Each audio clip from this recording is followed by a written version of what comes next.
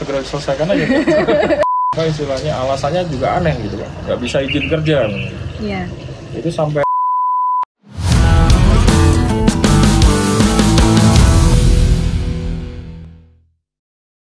Assalamualaikum warahmatullahi wabarakatuh.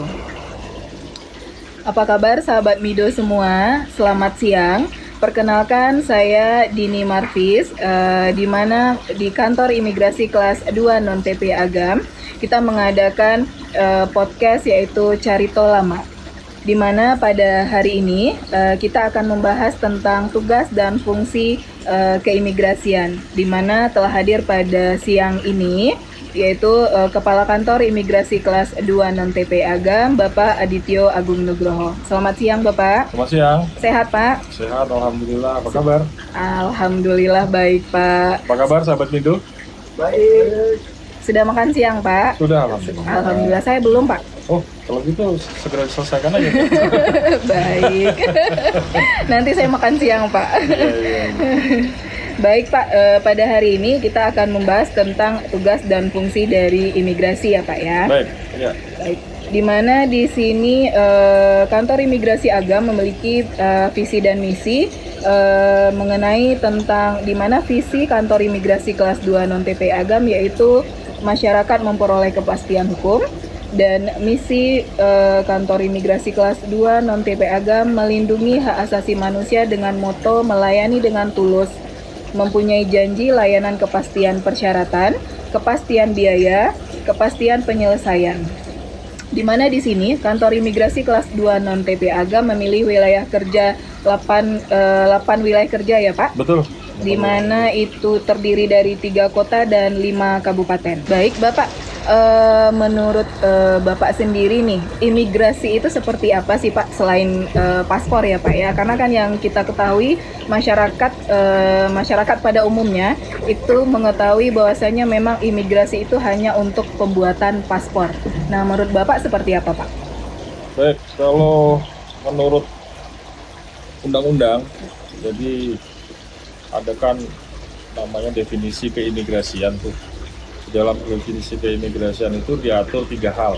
Ya. Yang pertama keluar masuk orang, yang kedua adalah keberadaan orang, yang ketiga adalah kegiatan orang. Nah, seperti itu. Dan di situ dilaksanakan pengawasan di sana. Jadi ada beberapa hal memang yang imigrasi tidak hanya membuat paspor hanya salah satu saja dari fungsi keimigrasian, yaitu untuk menuju ke keluar masuk wilayah Indonesia, di mana warga Indonesia itu mempunyai hak untuk keluar masuk wilayah. Ya. Nah, seperti itu. Oke. Baik, jadi bukan hanya untuk pembuatan paspor saja ya, Pak ya? Ya, tentunya seperti itu. Karena kan memang masyarakat mengetahui bahwasanya memang kalau imigrasi itu saja hanya untuk pembuatan paspor. Ya. Nah, ngomong-ngomong mengenai paspor nih, Pak. Ya. Kalau untuk persyaratan paspor itu apa-apa aja sih, Pak?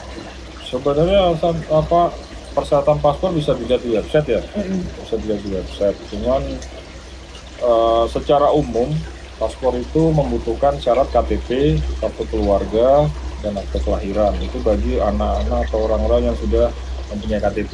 Ya.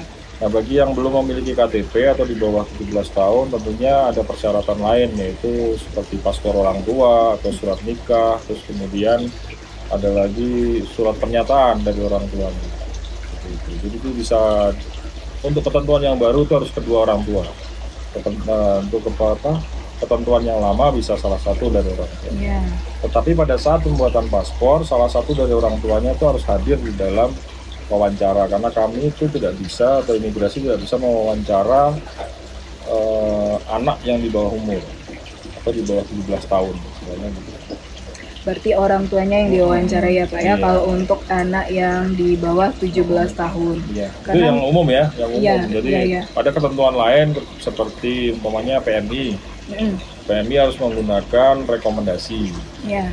dari Naker, dan itu sebenarnya ada kebijakan lain dari pemerintah bahwa untuk PMI yang pertama kali berangkat itu Rp0 itu. Siap.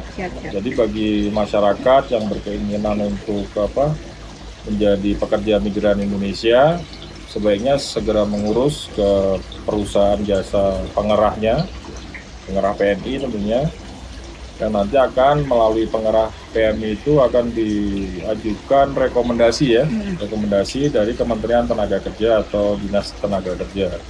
Nah, dari rekomendasi tersebut itulah yang menjadi dasar diterbitkan paspor. Tentu saja dengan tetap melengkapi KTP, kartu keluarga, dan akte kelahiran ya Pak ya. Ya, atau ijazah, atau surat nikah, atau baptis ya, surat baptis.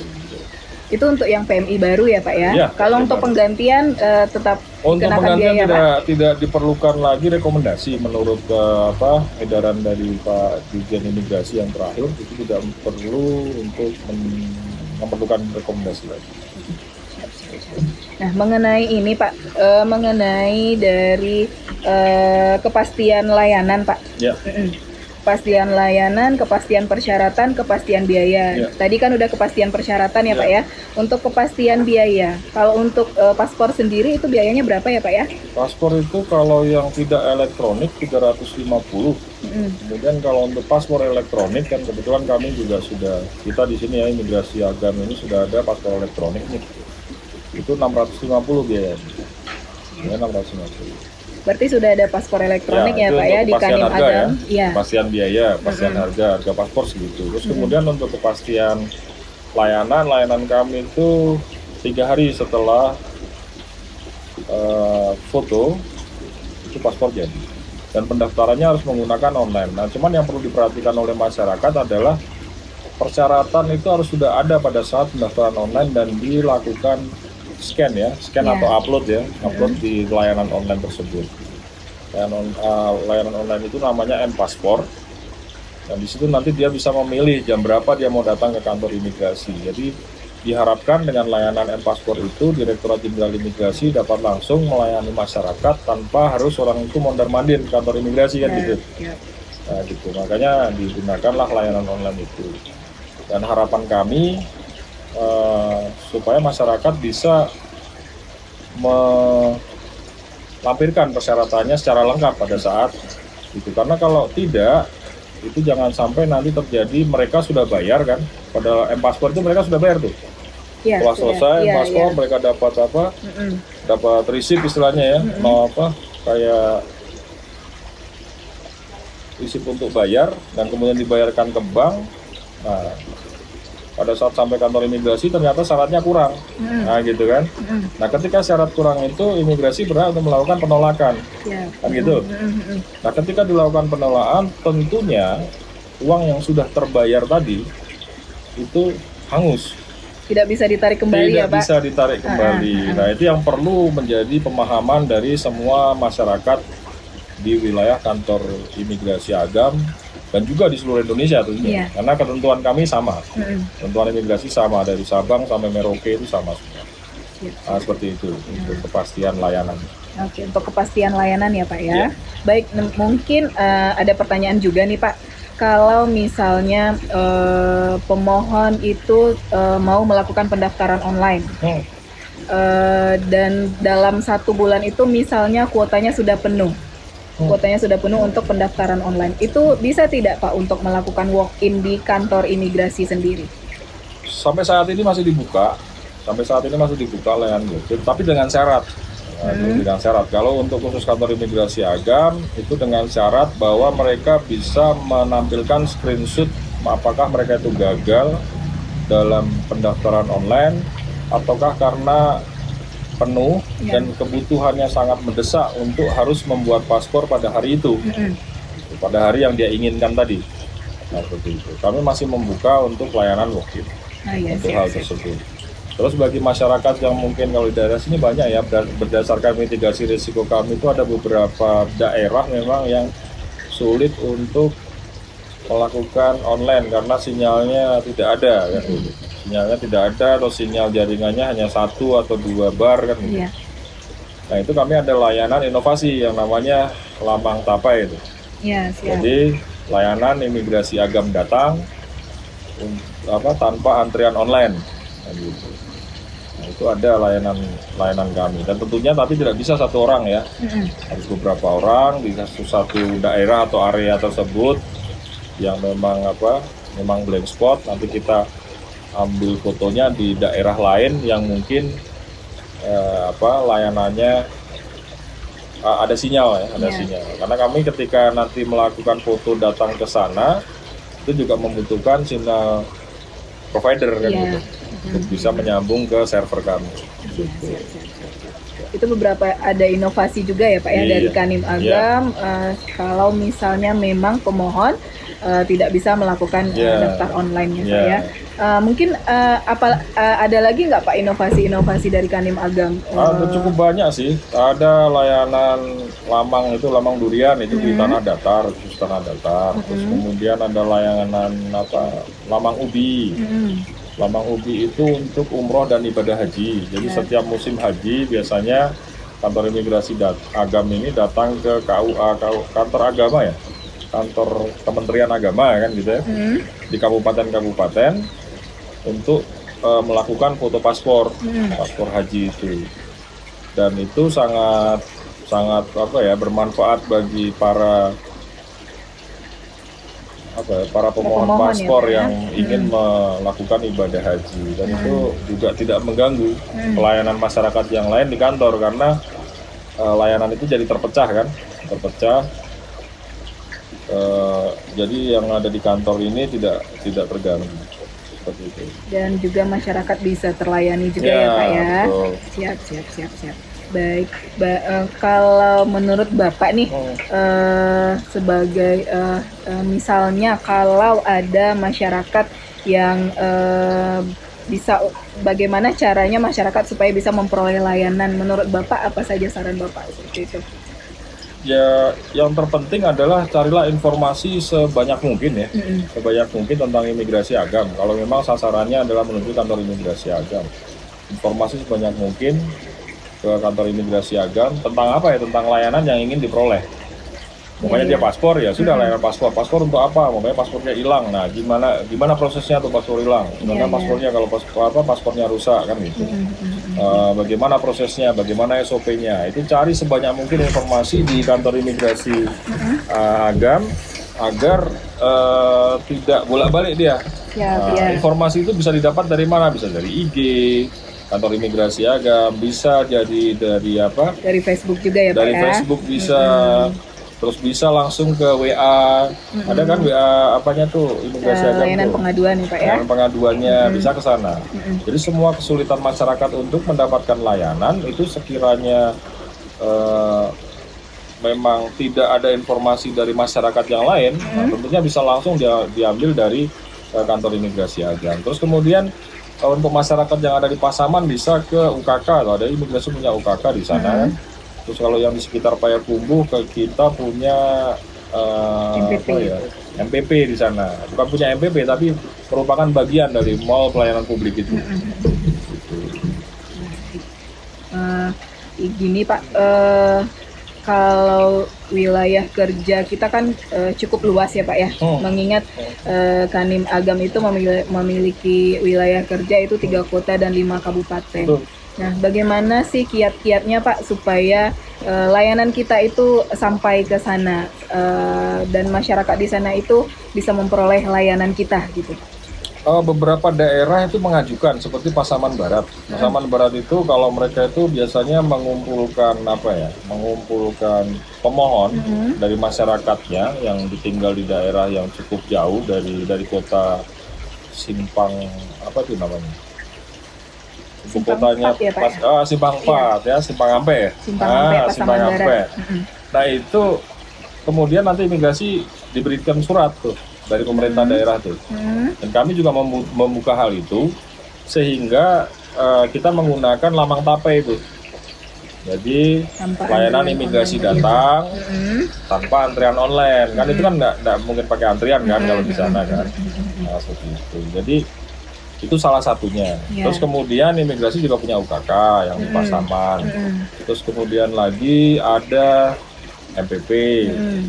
Terus lagi ada lamang durian yang setiap 2 minggu sekali itu diadakan di Istana Pagaruyung.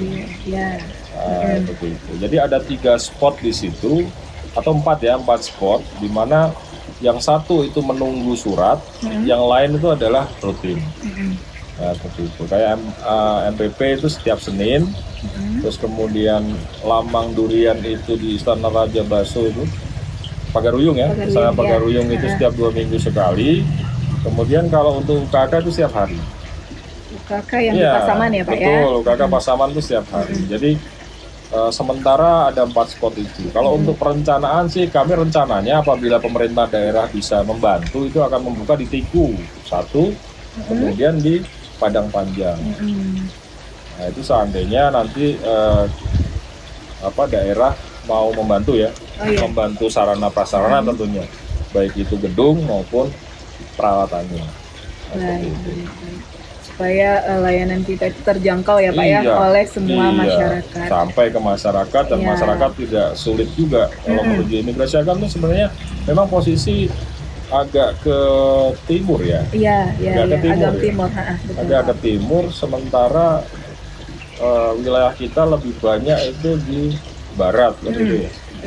Jadi seperti daerah Pasaman Barat 50 kota, kemudian Agam bagian bawah ya kan. Agam bagian bawah itu ada 6 kabupaten, 6 kecamatan kalau nggak salah kan. Nah itu mungkin bisa dilayani nanti kalau untuk Pasaman Barat dan Agam bawah bisa dilayani Tiku. Di Tiku ya Pak ya. Siap. Gitu. Karena mereka kalau mau ke Pasaman juga jauh, dan jauh jalannya kelok-kelok lagi kan. Nah itu kan menyulitkan juga. Nggak semua orang tahan jalan kelok-kelok kan. Ibu tahan nggak jalan kelok? Tidak Pak, tidak. Oh enggak ya? Nggak kuat saya. Jadi kan setiap tugas ke sana mabuk berarti. Iya betul. Kalau bisa saya yang dekat-dekat aja Pak. Iya. Baik, mungkin ada pertanyaan lagi mungkin dari sahabat Mido Midi. Baik Pak, mungkin ini untuk pertanyaan terakhir ya Pak ya. Masalah pengaduan. Kalau misalkan masyarakat itu tidak bisa ke kantor imigrasi nih. Nah, sementara pada saat pendaftaran online atau apapun mengenai persyaratan itu. Nah, itu layanan pengaduannya seperti apa Pak? Tanpa harus datang ke kantor imigrasi gitu Pak. Sebenarnya udah banyak sih masyarakat tahu ya, lewat IG bisa, lewat Facebook bisa, terus kemudian lewat WA bisa. Kalau masih kurang puas lewat WA, telepon langsung bisa. Kalau masyarakat yang akan mengadu ketika layanannya tidak terakomodir ya di kantor imigrasi, bisa langsung. Nah, ada beberapa macam cara. Nah, bagi yang tidak bisa datang itu mungkin bisa langsung biar cepat responnya itu pakai WA. Jadi perlu digarisbawahi bahwa kantor imigrasi Agam itu tidak anti komplain ya. Tidak anti komplain, tidak anti pengaduan gitu. Cuman ya diharapkan pengaduannya yang wajar gitu. Yang wajar. Yang wajarnya begini, karena sempat ada pengaduan kalau tidak salah itu dia minta supaya bisa paspornya diambilkan orang lain gitu. Nah, sementara orang lain ini nggak menurut kami itu nggak pantas untuk ngambilin itu. Karena apa? Kewajiban negara kepada dia sudah kita penuhi, hak dia sudah kita penuhi. Nah sekarang dia punya kewajiban ngambil paspornya sendiri aja nggak mau. Nah itu kan pengaduan yang kayaknya nggak pantas gitu diadukan. Ketika mungkin kepentingannya nggak terpenuhi, oke lah. Kan, gitu. Kalau istilahnya alasannya juga aneh gitu kan, nggak bisa izin kerja. Itu sampai detik ini saya masih mengganjal gitu, dengan masyarakat yang satu itu. Karena hanya satu itu yang melakukan komplain gitu kan. Yang melakukan komplain gitu. Dan diharapkan masyarakat itu silakanlah kalau memang kita itu memang tidak bisa melayani dengan baik, ya kan, nggak bisa melayani dengan baik, komplain itu kami terbuka. Kami sangat terbuka karena kita menganggap bahwa komplain itu merupakan bagian untuk bisa membangun imigrasi Agam ini menjadi lebih baik. Nah, seperti itu. Jadi kita tidak anti komplain sama sekali tidak, tetapi yang proporsional aja kalau komplain kan gitu. Karena kita tidak bisa memenuhi hak setiap orang, kan gitu kan. Memenuhi keinginan ya para dia. Kalau haknya sudah kita penuhi, kalau paspornya sudah jadi kan hak sudah kita penuhi. Nah, cuman kalau untuk memenuhi keinginan setiap orang itu tidak mungkin bagi kami, karena yang kita layani banyak orang kan.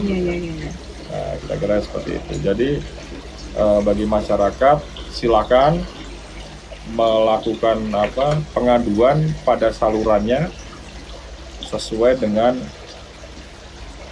apa ya, kepentingan atau kebisaan mereka. Mereka bisanya pengaduan melalui apa, silakan. Kalau perlu datang, nggak apa-apa. Kalau perlu datang, dan pasti akan dilayani dengan baik oleh kantor imigrasi Agam. Saya jamin itu. Iya. Kalau ke kantor imigrasi itu posnya kemana ya Pak? Untuk ada pengaduan? Di pengaduan tuh, ya. Paling depan tuh, di depan ruang tunggu di bagian dalam.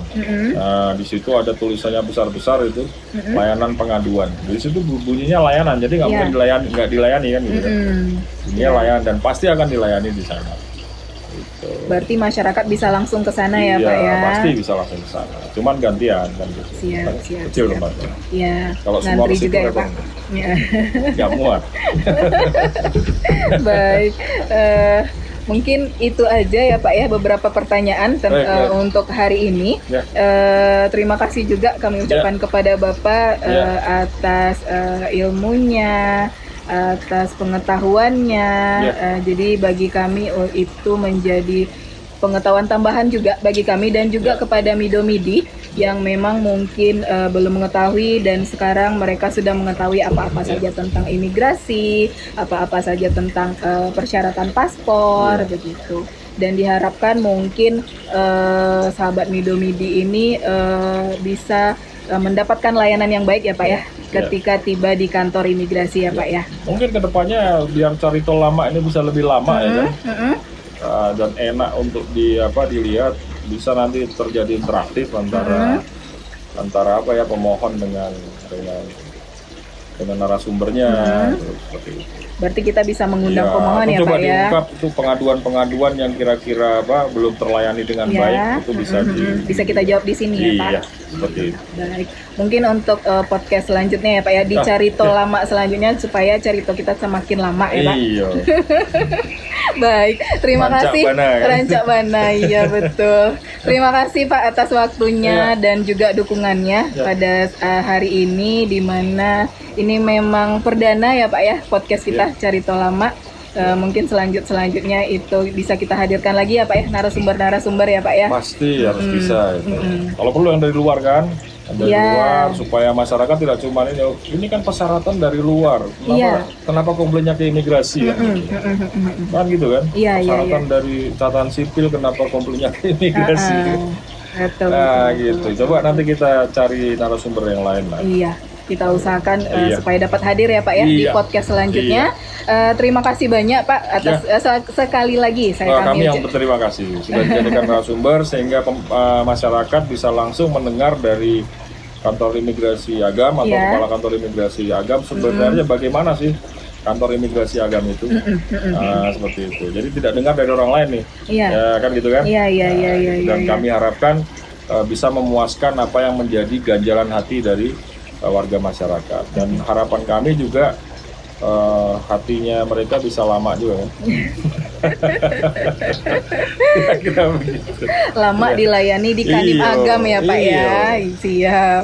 Baik, terima kasih sekali lagi Bapak Aditya Agung Nugroho atas waktunya, atas ilmunya, dan juga kepada sahabat Mido. Terima kasih sudah menyaksikan podcast perdana kami pada siang hari ini. Mohon maaf atas segala kekurangannya, dan sekali lagi kami mohon maaf dan terima kasih juga. Dan juga baik, selanjutnya yaitu kita akan berjumpa di podcast selanjutnya dengan narasumber yang lebih yang akan kita undang lagi. Dan terima kasih, sampai jumpa sahabat Mido. Assalamualaikum warahmatullahi wabarakatuh. Waalaikumsalam warahmatullahi wabarakatuh.